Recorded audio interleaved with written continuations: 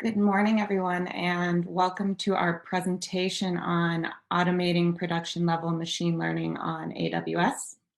My name is Tanya Vucetic. I'm a data scientist at Onica, a Rackspace company. You'll hear us use Onica and Rackspace a little bit interchangeably throughout the presentation.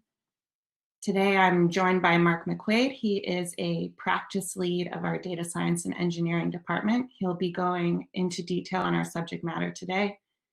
And Jerry George, he is a data science architect who will be handling the Q&A throughout the presentation and at the conclusion of the presentation. So please, I encourage you to ask questions in the designated Q&A portal to the right of the presentation. So let's get started. So a little bit about Onica. Onica is an AWS Premier Consulting Partner that offers expertise across the entire AWS stack of services. We have achieved all of the AWS competencies, allowing us to drive customer success wherever they may be in their cloud journey. And since our company was born in the cloud, everything we do adheres to best practices for cloud native development. And today we'll be talking about the work that our data science and engineering team has been doing for our customers in the machine learning domain. A recent survey reports that data science and machine learning teams are spending way too much time on infrastructure deployment and engineering, and not nearly enough, in fact, less than 25% of their time on actually developing and training and iterating on models. 38% of respondents to the survey reported difficulty in deploying these models at a needed scale. Reasons being DevOps and IT teams not having sufficient resources. Something I deal with all the time is data scientists being expected to build the infrastructure to put their models into production, and a lack of infrastructure within the organization to support the needs of running machine learning models at such scale. 30% of respondents to this survey reported challenges in supporting different and training frameworks, and another 30% reported challenges in model management tasks such as versioning and reproducibility. So with that, I'm going to hand it over to Mark to go over our agenda and further dive into our subject matter today. Thanks, Mark. So hi, everyone, and thanks again for joining today's session, Automating Production Level Machine Learning on AWS. My name is Mark McQuade, as Tanya mentioned. This manager at Onica within our data science and engineering practice. So I'll just quickly go over the agenda. So, I mean, there's not a lot of time here. We don't have a ton of time. So I won't dive too deep technically into the aspects of the model factory framework is what we call it.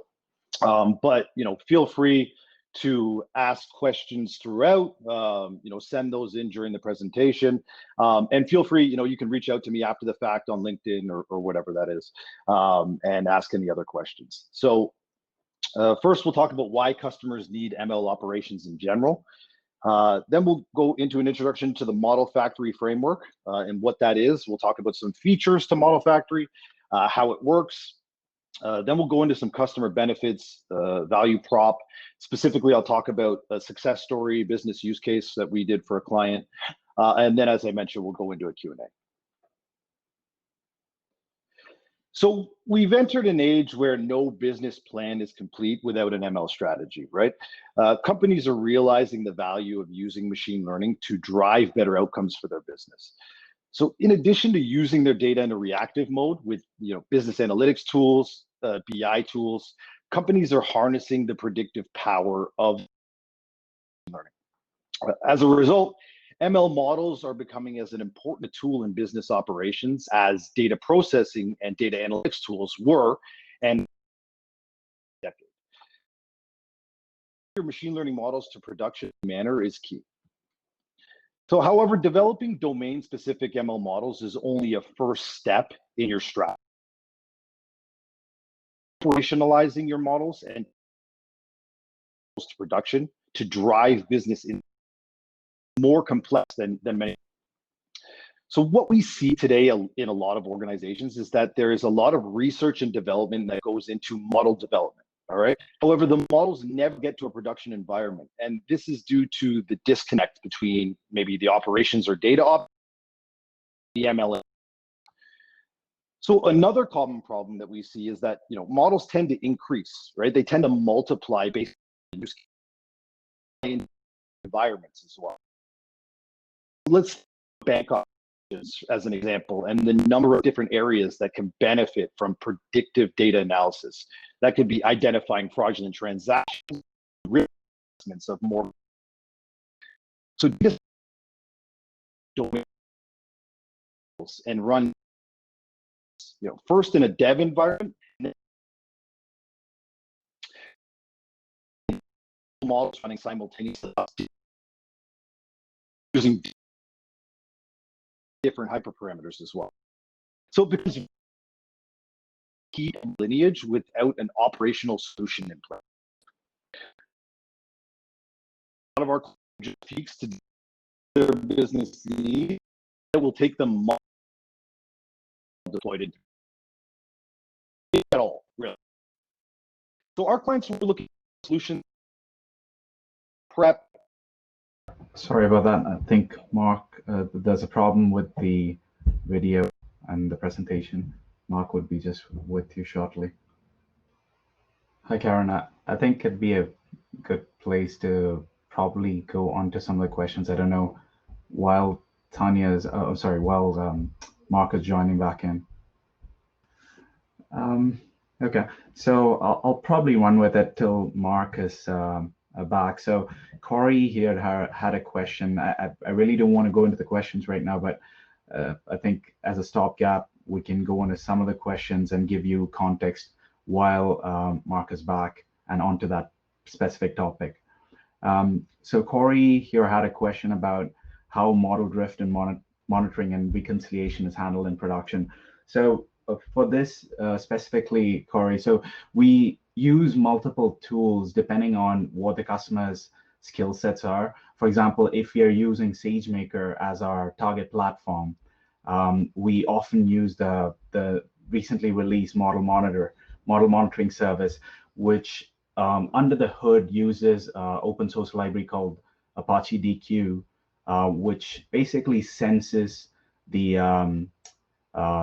model quality, essentially capturing the data, both the input data set or the features that go into the model, as well as the output, the prediction or the label data set that we get over a period of time, and then detect drift in that. And based on that drift, you can create metrics in what is known as the CloudWatch platform, which is basically the logging and monitoring platform for AWS. And based on those alerts, the appropriate set of teams, the ML teams, would be notified on that model drift. And this varies depending, like I said, depending on the tooling that the customers use. If it's SageMaker, for example, then we use model monitor. If it is Kubeflow, that would be another set of tooling.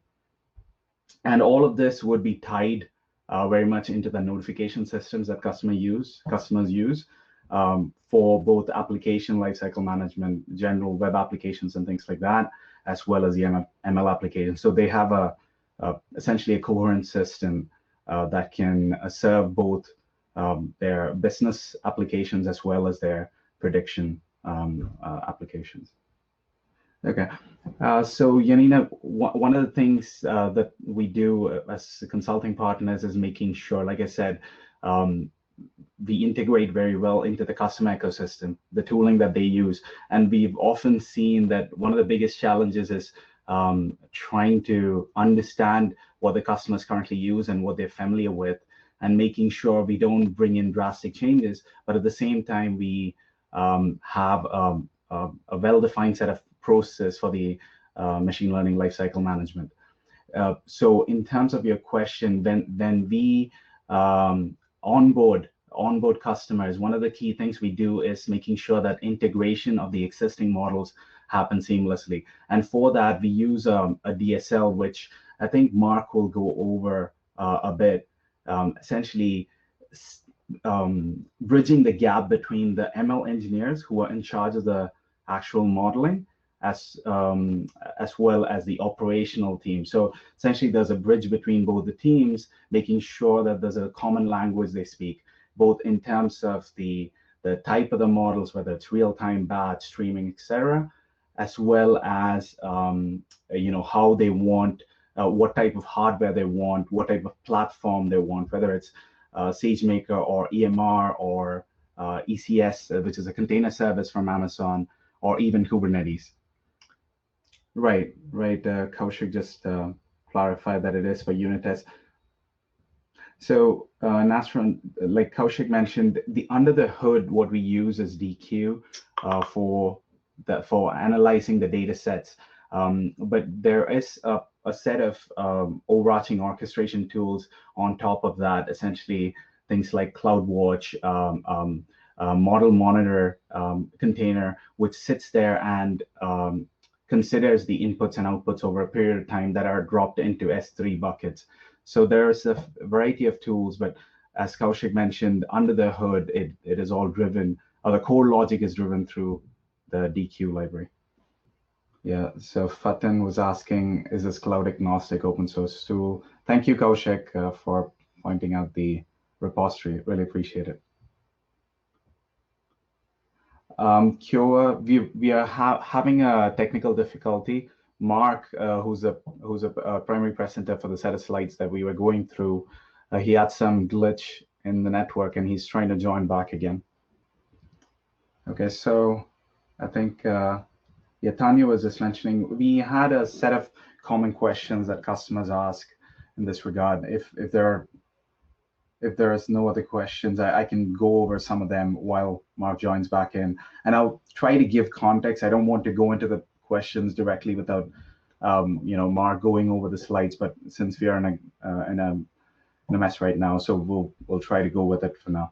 So a couple of questions that are commonly asked is, when we go over the actual presentation, Mark would go over as to why Model Factory in general, as well as how it solves some of the common problems around consistency. And in fact, Tanya just mentioned about that briefly, essentially surrounding the different types of tooling and the frameworks that ML teams use.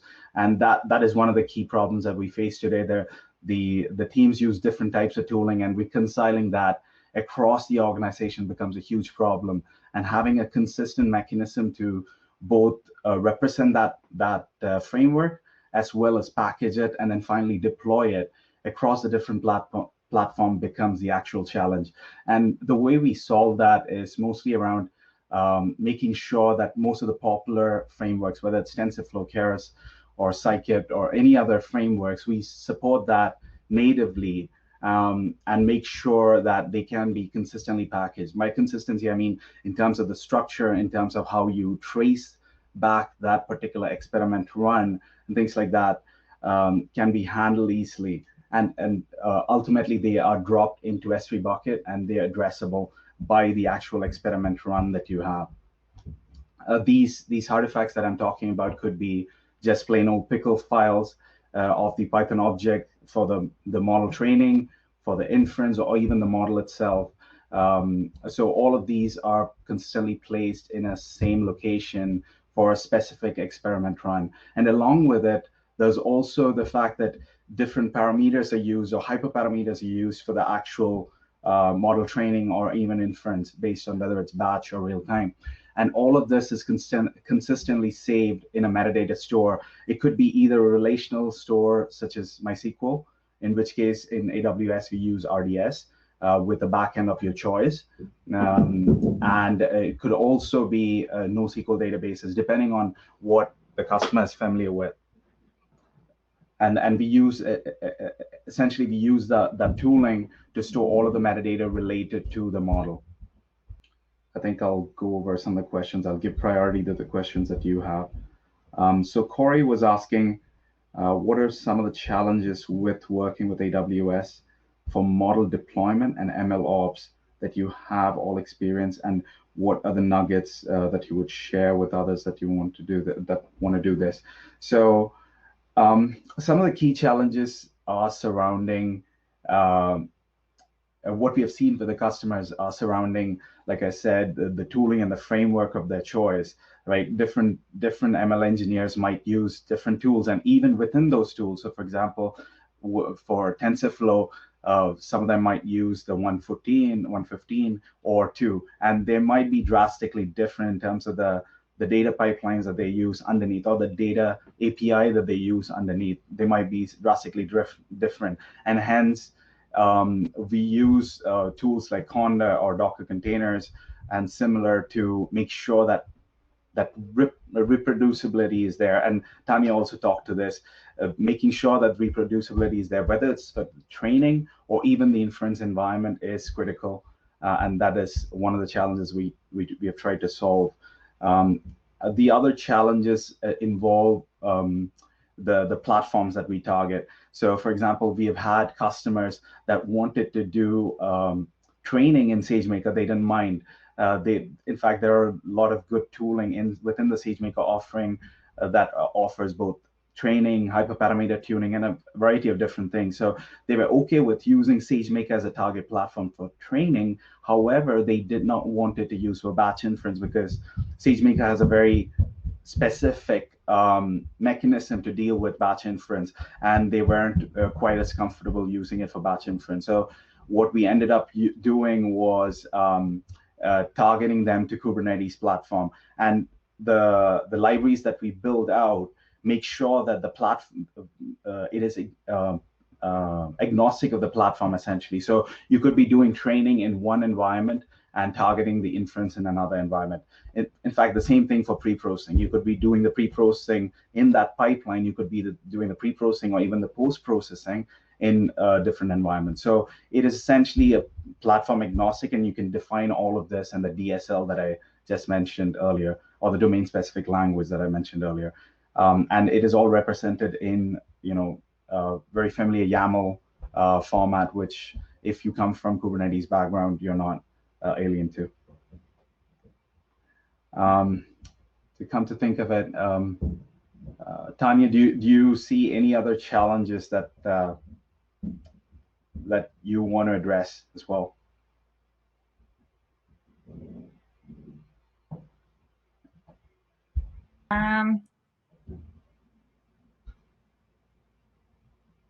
One of the things that we might, perhaps the notebook issue, or essentially the development environments, having consistency across the different environments, because what we've seen is, if you remember, one of the customer wanted to use notebooks as opposed to notebooks, or even IDEs as opposed to just writing Python code, and which is very common, right? You essentially want to develop in Jupyter notebooks or something similar that you're familiar with, that the data scientist is familiar with. And we often make sure that our tooling is accustomed to deal with that. So whether you write it as Python or plain old Python scripts, or you develop using a notebook, we are able to treat it the same, essentially, and then run the training and the inference. And we do this using tools like Papermill and NBConvert and a few other tooling to make sure that all of your code in those notebooks are properly converted into plain old Python files for compilation later during training or inference.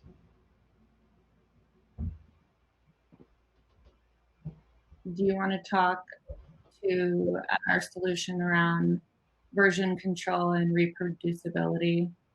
Yes.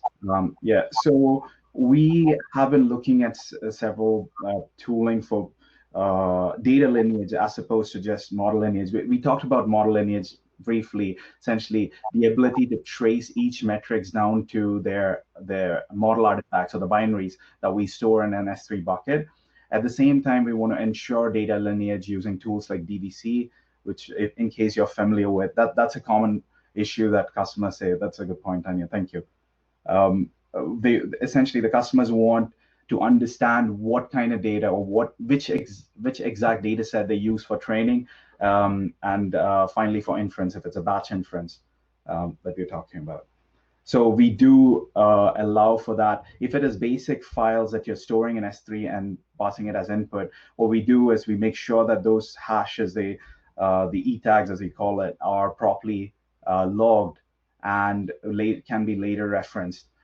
If you have lifecycle policies on your S3 bucket, this gets slightly complicated, but Otherwise, it should be fairly easy to trace back the exact set of data that you use for training during that specific experiment. So we do allow for that. And in terms of the model version control, we also log those irrespective. So if it's a whether it's a notebook or a actual code commit to Git repository, we actually log those as well as a part of the training run to make sure you can trace it back later.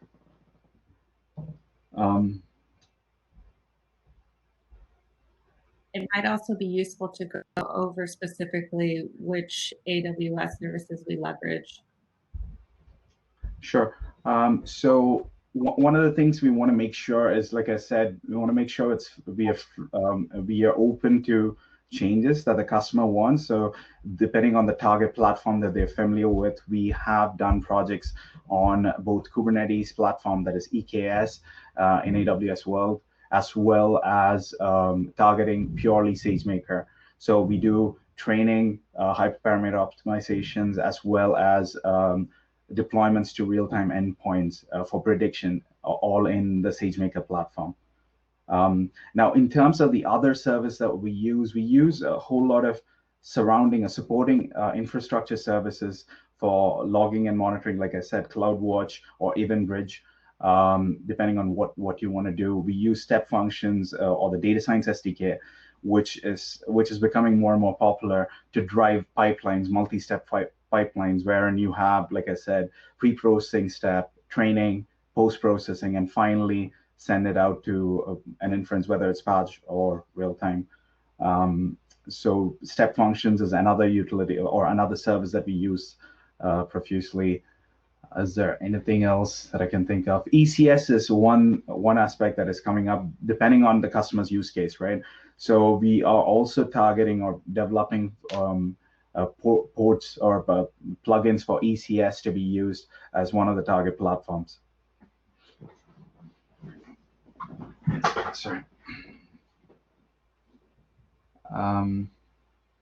Another subject that we were planning on covering today was governance and security as it relates to model factory.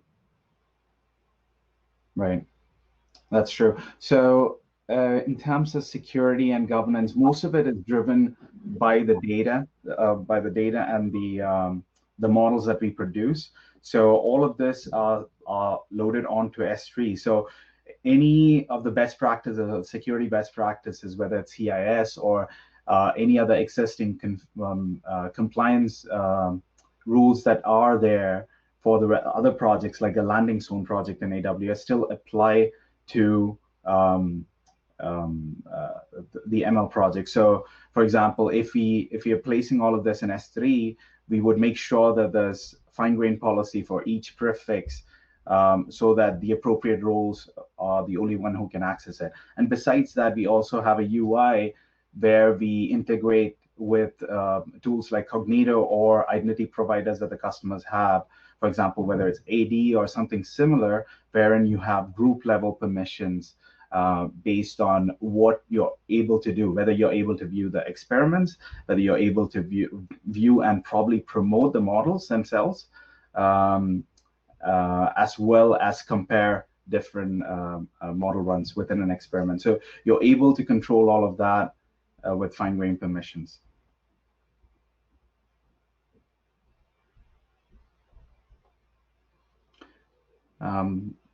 Tanya, I'll probably pick up a question there. Fatin Haq had a question about how do you package the models and pre-processing steps. So Fatin, MLflow is one of the tools that we use. Besides that, we also use internal, like depending on the customer wanting to deploy to say Kubernetes, for example, we would use Kubeflow as well. So it depends on the customer's preference, but in general, MLflow is one of the tooling that we tend to choose, and we have forked over to target different platforms. So MLflow, by essence, it basically runs the experiment runs locally, and it is able to target SageMaker for real-time inference. So you're able to train locally and then push the prediction endpoint to SageMaker out of the box. However, there is limited limited functionality around targeting other platforms. You can do batch inferences in Kubernetes, I believe, using MLflow, but there's not a whole lot of integrations in terms of target platforms.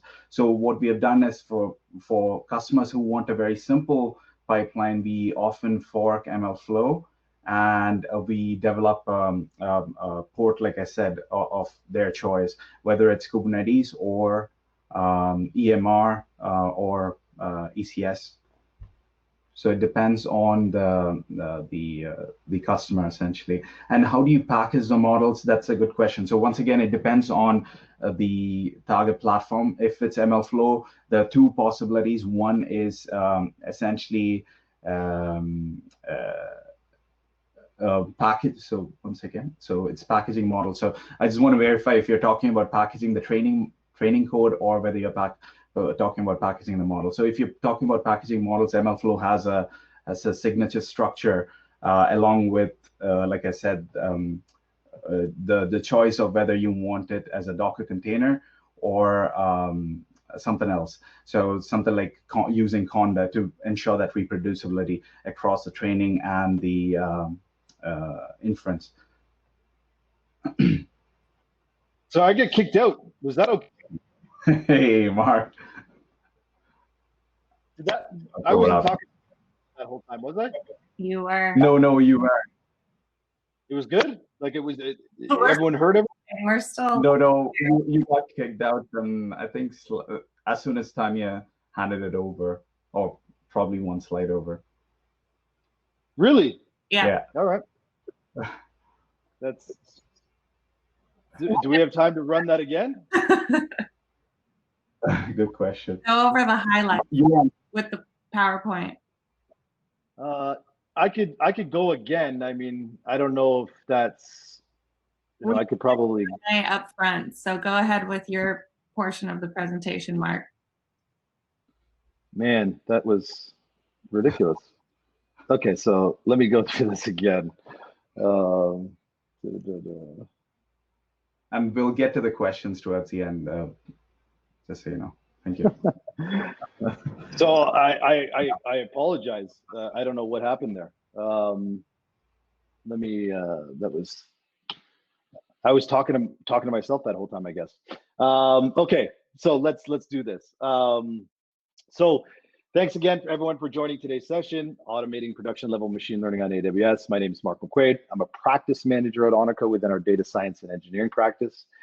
And I'll quickly just go over the agenda. So, today there's not a ton of time, especially now after I've just talked to myself for 20 minutes. But now, I won't dig too deep technically, but as I said, there'll be a Q&A. So feel free to send in any questions throughout the presentation. I see people have already been doing that. Yeah, and you can reach out to me after the fact as well on LinkedIn. So we'll talk about why customers need ML operations, introduction to the Model Factory framework, what that is. We'll talk about some features and how it works. We'll go through some customer benefits and value prop. And then as I said, we'll go into a Q&A. So we've entered an age where no business plan is complete without an ML strategy, right? Companies are realizing the value of using machine learning to drive outcomes for their business. In addition to using their data in a reactive mode with business analytics tools, companies are harnessing the predictive power of their data with machine learning. As a result, ML models are becoming as an important tool in business operations as data processing and data analytics tools were and have been for a decade. As well, getting your ML models to production in a timely manner is key. However, developing domain-specific ML models is only a first step in your strategy. Operationalizing your models and taking those models to production to drive business insights is more complex than people think. What we see a lot today in organizations is that there's a ton of research that goes into development of the model itself, so in model development. However, the models never get to a production environment due to the disconnect between the operations or DataOps teams and the ML engineers. So another common problem is models tend to increase, right? They tend to multiply based on use cases, and they multiply in different environments. So think of a bank operations as one example, and the number of different areas that can benefit from predictive data analysis. From identifying fraudulent transactions to risk assessments of mortgage applications. Data scientists will create domain-specific models and run many experiments, first in a dev environment and then in a testing environment. So this results in multiple models running simultaneously across different environments using different data sets and different hyperparameters. So it becomes virtually impossible to keep a model's lineage without an operational solution in place, really. We hear from our clients that it might take them just a few weeks to develop an ML model that addresses their business needs, yet it will take them months to have this model deployed into production, if ever, really. So our clients were looking for a solution that would combine data prep, model training, deployment, model monitoring, all in one workflow or framework across multiple environments, all while maintaining strong governance and security controls. So why is DevOps not enough? So DevOps culture and application lifecycle management have become, kind of a standard in the IT industry over the last decade. It emerged to fill the gap between an organization's ability to develop application code and the way to efficiently deploy, update, test, scale, and monitor those workloads. Mature CI/CD pipeline needs are largely addressed nowadays in application development by the industry standardized tools and best practices. Now, unlike application development, where quality comes from the code itself, the quality of an ML model comes largely from the data features used to train it. Now, the importance of the data features cannot be understated. Their quality drives the ML model's performance. Now, it is worth mentioning that machine learning models are really in their operational infancy. Additionally, data might change daily, and the data that was used for predictions today might be significantly different from the data used to train that model a month ago. So in this case, the production model needs to be retrained, right? And it goes back into a development phase. As a result, ML models' life cycles are significantly different from the application life cycle. In fact, we actually had a customer in fraud who wanted to push production models every 24 hours to account for new threats. The customer would retrain and redeploy their model every day to be able to account for this drift in data. And that is impossible without a mature solution for model operation in place.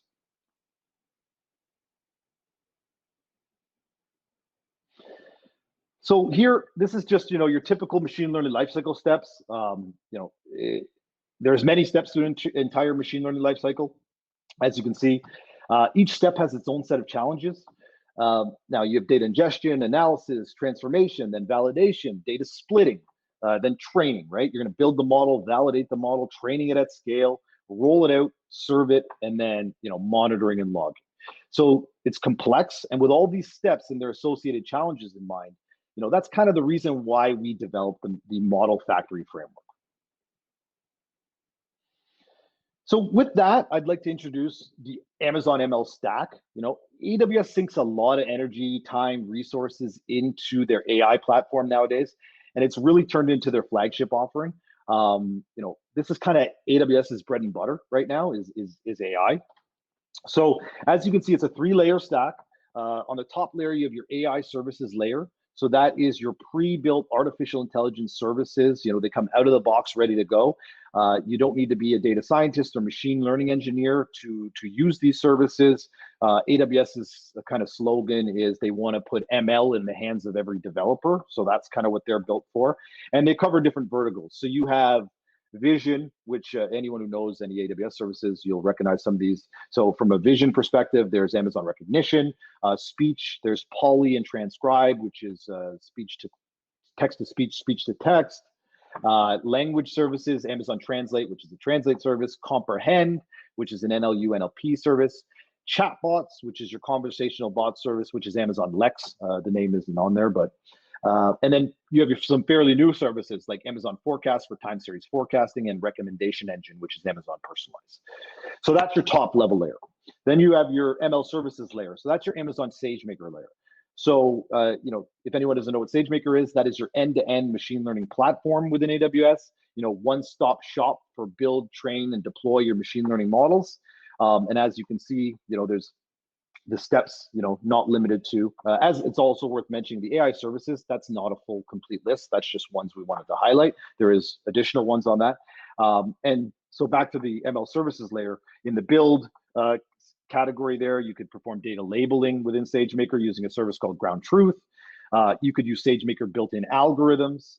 You could grab machine learning models from the marketplace, the machine learning marketplace, which is a place for people that have built their own models are now selling them. So you don't have to do any of the legwork or heavy lifting. You can just grab a model from the marketplace for a fee, of course.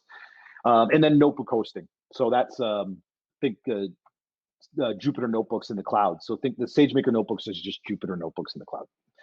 And then the train section, you have one-click model training and tuning, optimization, which is Neo. SageMaker Neo enables developers to train machine learning models once and run them anywhere at the cloud, in the cloud and at the edge.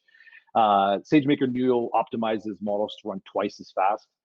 Hyperparameter optimization and reinforcement learning is also supported. And then in the deploy, you have one-click deployment hosting, auto scaling. You can put everything in a VPC, and then Elastic Inference integration. Elastic Inference is an accelerated compute service that allows you to attach just the right amount of GPU-powered inference acceleration to any SageMaker instance or EC2 instance for that matter. Now, the third layer is your ML frameworks and infrastructure layer. So that is, that's for full control.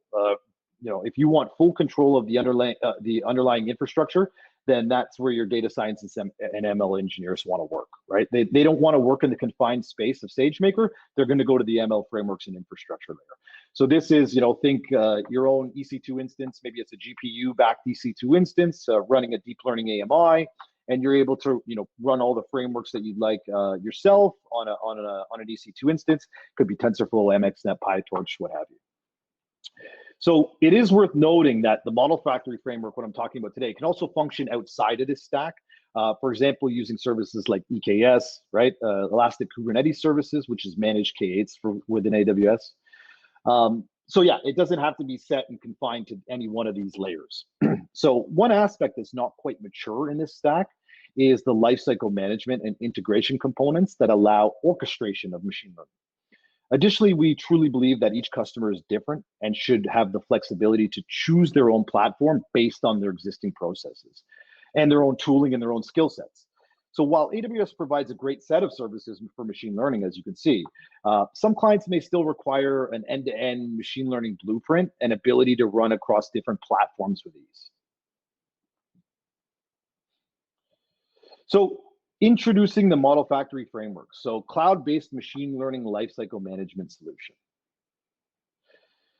So what is the Model Factory framework? So the definition, the Model Factory is a machine learning operations framework built on AWS using open source tools that enable rapid development, training, scoring, and deployment of models. So Model Factory itself is more of an architectural pattern than a product. The Model Factory framework was built to address the problems our customers were facing with taking ML models from development to production. Right? One of my colleagues, one of my peers within the data science and engineering practice at Onica, who's also a practice manager, his name is Gus Mohammed. He was kind of the driving force behind the development of the Model Factory framework. He was working on a client engagement. And he noticed, they had a full team of data scientists, and he noticed they were just having problems taking those machine learning models to production. So I told Mohammed, his name is Gus Mohammed, but he goes by Mohammed. I told Mohammed I'd give him a shout out. So I wanted kind of a quote from him behind his mindset when he was designing this. So Mohammed said, the primary motivators for Model Factory was to bridge the gap between data science and operations, and also to reduce the time to get ML models deployed into production, right? It's a fairly simple premise. And then as well, Jerry is also on this call. He's moderating the chat. When I would disappeared for a while there without knowing it, I'm sure he was chatting. But Jerry was instrumental in building the content for this talk, as well as Jerry's kind of the feet on the street, working on our Model Factory engagements with clients directly. So I wanted to give Jerry a quote as well. What he thought Model Factory was. So Model Factory, he says, is the architectural framework providing simple but effective set of processes and tooling to allow data scientists and operations to collaborate, enable model development, automate packaging and deployment to multiple environments. It does this in a consistent and platform agnostic manner, and more importantly, makes it much easier to integrate existing model code. So, you know, those are kind of the quotes from the two most knowledgeable people within our company on the Model Factory framework. And as I said, I did promise them both shout outs, so perfect. So the solution is built using open source tools, and it is a flexible framework that allows integration with AWS services, as well as industry standard automation tools for data processing. So this could be Jenkins, it could be Airflow, it could be AWS Code Pipeline. AWS Code Pipeline is part of the AWS native CI/CD tools. The main concerns of a model's governance across multiple environments have been addressed through experiment tracking, which is visible through a tracking UI. And as you can see in kind of the squares and rectangles on this slide, this is kind of everything that Model Factory framework involves, kind of wrapped into a slide. Model Factory also supports deployment of the model into different hosting platforms. So it doesn't have to be SageMaker. It can be K8s. It also supports a wide variety of frameworks such as TensorFlow, scikit-learn, SparkML, Spacey, PyTorch. The solution is highly extendable and can be customized based on the business needs and domain requirements, right? So fully customizable. And it's an open and pluggable solution allowing use of different CI/CD and ML pipeline tools. So some of the benefits. Now I'm just going to go through, Tanya had a slide up earlier about the challenges. I'm just going to go through, kind of corresponding benefits to those top challenges and what Model Factory provides. So standardized model development environment for your data science teams. So no more multi-environment model deployments and no need for data scientists to worry about which environment to put their model. Automated model deployment across dev, QA, production, right? Everything starts out in a dev environment, and through automation, everything gets promoted, of course, when ready, to the next environment and stage. So reproducibility of models and predictions. So this allows for data scientists to easily duplicate models and model outcomes in many environments. Tools for diagnostics, performance monitoring, and addressing model drift. So Model Factory allows for complete tracking of your model, allowing easy access to diagnostics, performance of that model, and catching any model drift, right? That's extremely key, catching that model drift. Model lineage for governance, right? Model Factory also captures all models lineage for easy details, description, or explanation of that model. Platform for collaboration. So data scientists no longer have to work in individual silos, right? It's all collaborative. Accelerated ROI, faster time to business insights. So Model Factory allows for you to take those models into production in a timely fashion, allowing you to get that return on investment you envisioned when you started using machine learning in your business in the first place. So here I'll just talk a little bit about, without Model Factory and with Model Factory and what that looks like with a model development lifecycle. So without Model Factory, your whole lifecycle could take months. It could be 25 plus steps. It could start in a local dev, then have to go to maybe a cloud dev, QA prod, right? With Model Factory, it's reduced to just weeks and 10 or so steps. Manual handoffs between various teams. So automated, with Model Factory, it's automated, right? Everything's automated. Automated deployment between environments. It also has controlled access to data teams for specific steps. Without Model Factory, cycles of troubleshooting between data scientists, local dev, right? And data engineers development environment, right? There's that disconnect. Now, with Model Factory, one source of truth for experiment tracking, project packaging, and easy source control and reproducibility. So I mentioned that Model Factory solves the challenges that we talked about, both from the perspective of a data scientist as well as an operator.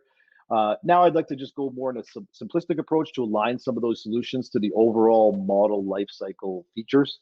Time is short, right? Especially because I've taken twice as much time as I should have with you. And so I'm just going to kind of skim over this. Feel free, as I said, ask questions in the Q&A. So first,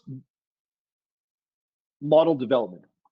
So, Model Factory solves a lot of challenges within the model development stage. So development environments, that could be notebooks, IDEs, automated environments, algorithm selection, hyperparameter tuning, dependency management, consistent packaging, model tracking, A and B testing. All of it is wrapped into that model development stage from within Model Factory.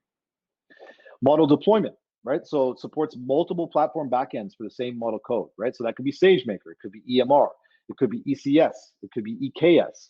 ECS is Elastic Container Service from within AWS. Picture managed Docker.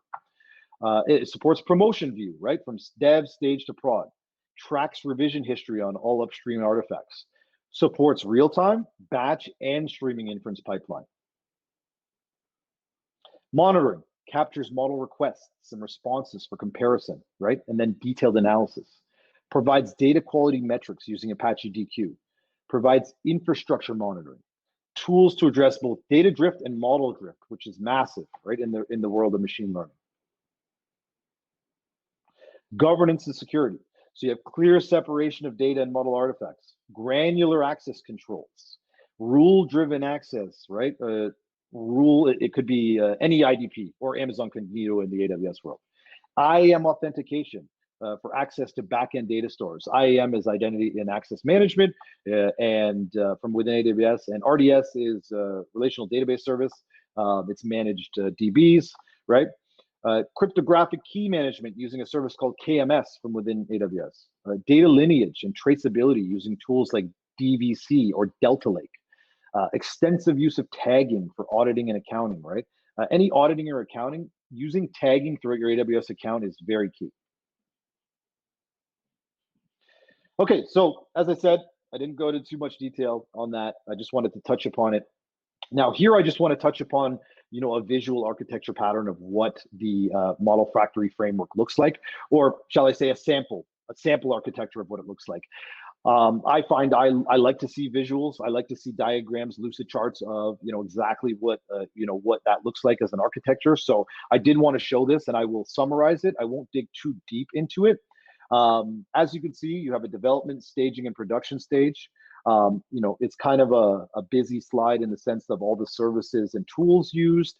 But if you're familiar with AWS in any way, a lot of this will jump out at you. And as I said, Model Factory can get a little complex when you're putting it all together like this. There's a lot of steps, but its premise behind it is extremely simple.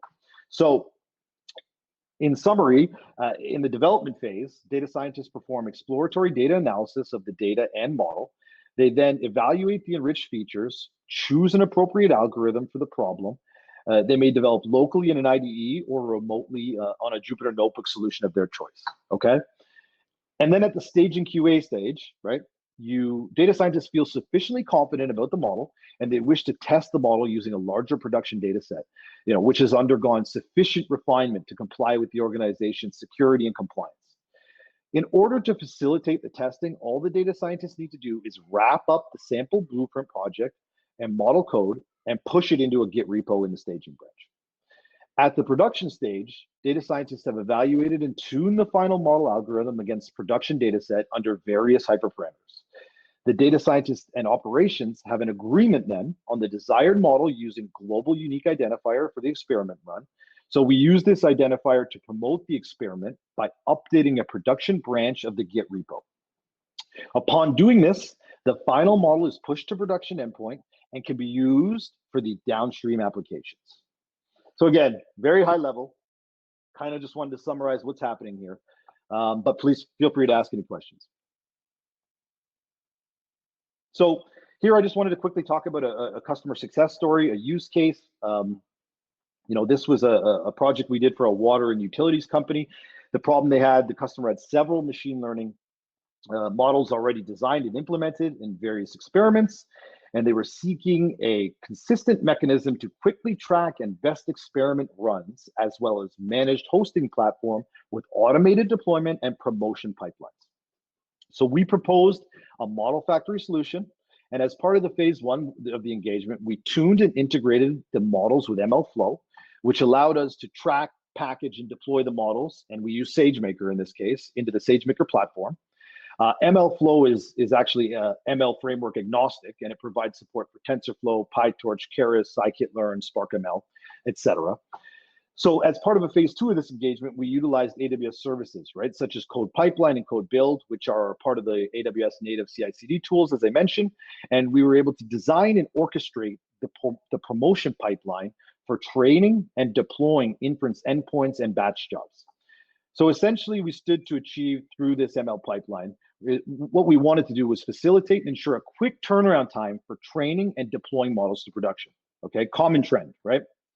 Some of the AWS services we used as part of this solution were SageMaker, EMR, Code Pipeline, Code Build, Amazon Athena, which is a SQL querying tool from within AWS, S3, and ECR. ECR is Elastic Container Registry, picture Docker Hub within AWS.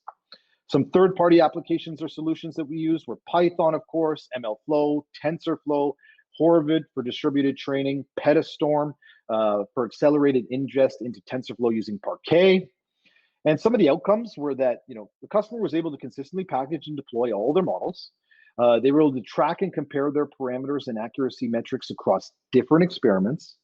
They were able to uniquely identify each experiment run, models, and any associated artifacts using that ID, irrespective of the ML framework utilized.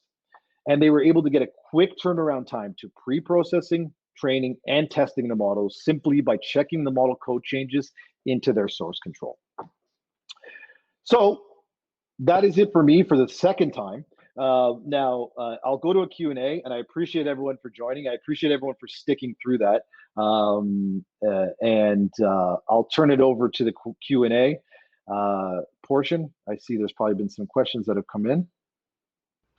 Jerry, if you want to. Yeah, sure. Sorry about that. Yeah. Thanks, Mark, and thanks, Tanya, for that. For like a great presentation. I know there was a bit of a glitch, but we got over that. That's great. Thank you. So I have a few questions down in the that I've been collecting in the chat box. So first off, just a huge shout out to Kaushik for replying to most of the questions there. Really appreciate it. And he mentioned some concern over tracing data. And like Mark pointed out earlier, one of the tools that you could possibly use and help you down the road is using tools like DVC, which helps us essentially do data lineage as opposed to the model lineage. The model lineage is essentially taken care of by the framework that we choose, whether it's MLflow or Kubeflow. It is able to trace the experiments, the hyperparameters, even the target output for the label data set.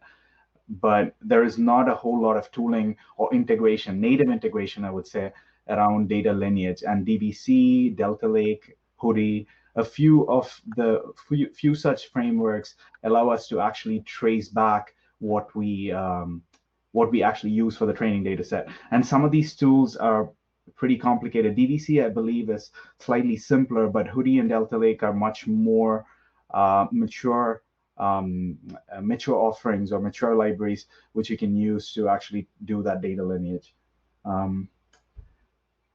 Now, Kentes Sado had a question. So he asked, we train ML models on on-premise GPU server to save cost and deploy models in code for batch inference on AWS batch. How would you approach this hybrid solution, hybrid configuration between on-prem and cloud? I think to delve deeper into your architecture, we might need a bigger session, but essentially we have, I don't personally see an issue dealing with such hybrid configurations, provided that we can actually reach out to AWS as a target platform, whether it's AWS Batch or another offering. Now, if you want to train your models on-prem, however, we just need to make sure that the libraries of the framework that we are choosing have plugins so as to target the on-premise service. But having said that, I would suggest you take a look at Spot instances, Spot GPU instances, on whether it's on SageMaker or otherwise, to make sure you're estimating your cost right now. I'm sure you have been doing that, but just try to compare on-premise training on GPU devices as well as trying to deploy to AWS and see the Spot instance cost, because I'm sure you will have at least a comparable or even lesser cost on AWS with those Spot instances, given a certain time, because the Spot requests or Spot prices vary from time to time. But to answer your question, we can easily set up plugins so that the target platform is on-premise or AWS. And there's a follow-up question from Rylev asking a similar question, but I'll get to that in a bit.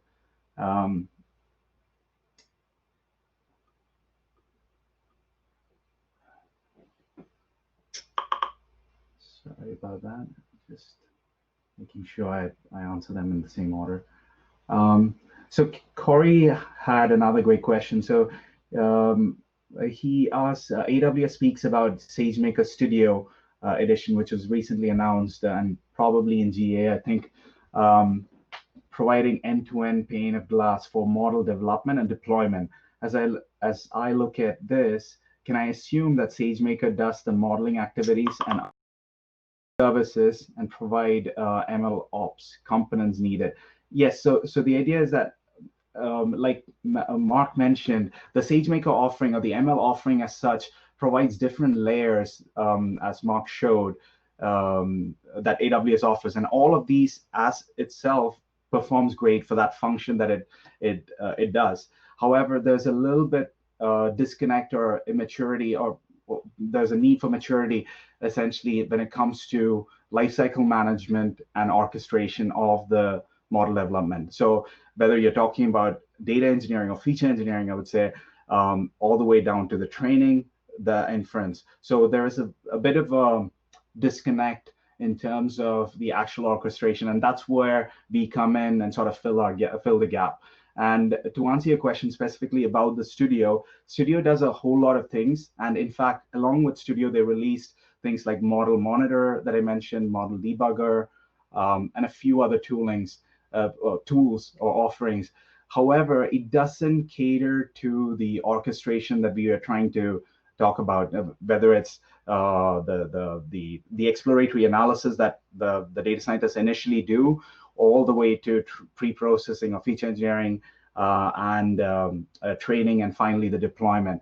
And one other thing to note is that SageMaker Studio caters to, as you can imagine, SageMaker related services, whether it's training or for inference.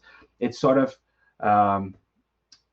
forces you to use that ecosystem of tooling, if you will. However, what we're trying to do is making sure that we can target other AWS services as well, whether it's EKS or otherwise. And just to reinforce that, the SageMaker team recently announced something called a SageMaker operator, which allows you to deploy custom resource definitions in Kubernetes, if you're familiar with those, which means that you can define essentially your workload in a very domain-specific way, right? That's what CRDs are used for. So they allow you to define what is known as SageMaker operators. So what ends up happening is when you deploy those operators when you deploy those custom definitions to the Kubernetes, it ends up executing the workload on SageMaker as opposed to Kubernetes. What we are trying to do is making sure that the customers have the ability to actually execute in Kubernetes or any other platform of their choice, EMR or otherwise. We are trying to avoid having to use one single platform depending on the customer's use case.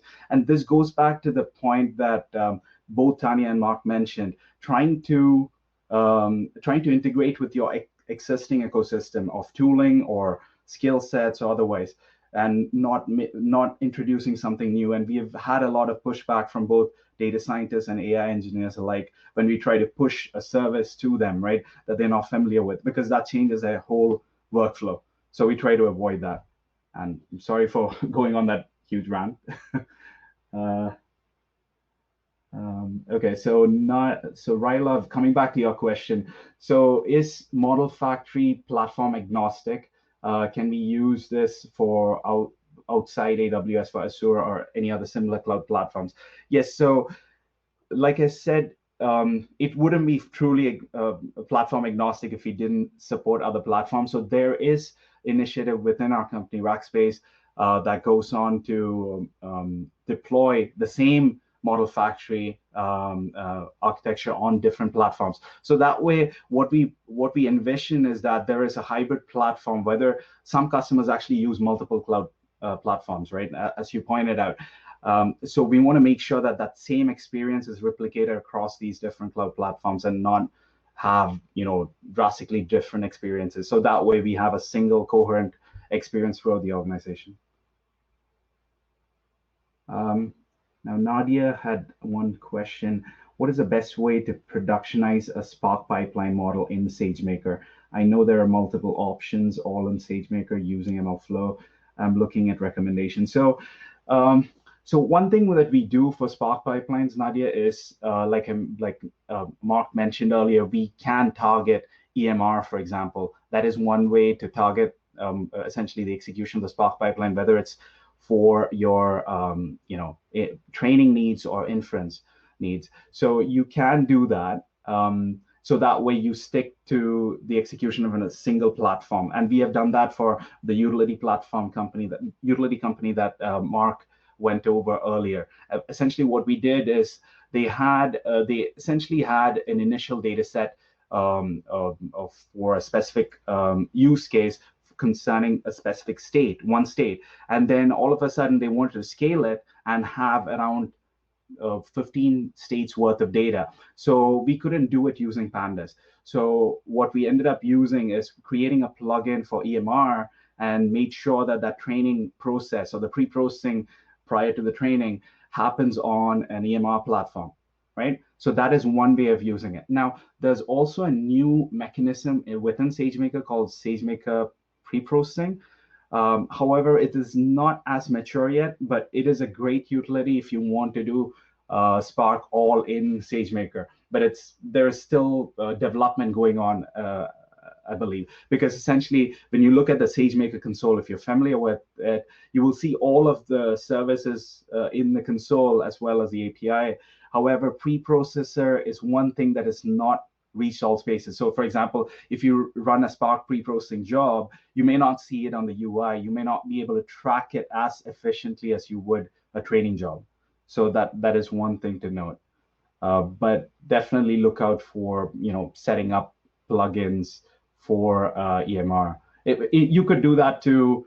You could do that with MLflow. You could do the same thing with Kubeflow as well. And for Kubeflow specifically, there are EMR components. So essentially what you do is you write your code and create a DSL component, as they call it, if I'm not mistaken, Kubeflow DSL component, which could package it up into a Docker container and execute on an EMR cluster.